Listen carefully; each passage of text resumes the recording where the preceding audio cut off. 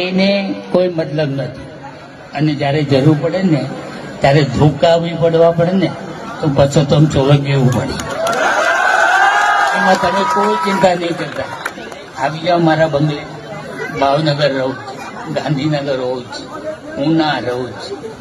તમારે શું છે, આવો. અને તમારા અખતરા કરવા હોય ને તો પરસોત્તમ સોલંકીને યાદ કરજો.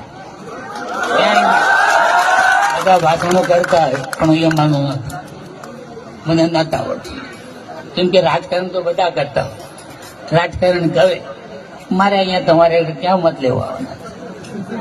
મારે હું પણ મારો સમાજ, મારો દુઃખી આત્મા થાય ને તો હું સમાજને જોતો.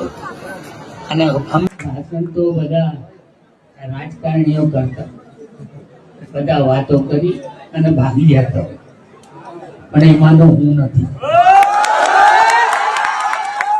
જરૂર પડે ને ત્યારે ધોકા દેવા પડે તો હું ધોકાઈ દઉં. મને કોઈ મર્યાદા હોતી.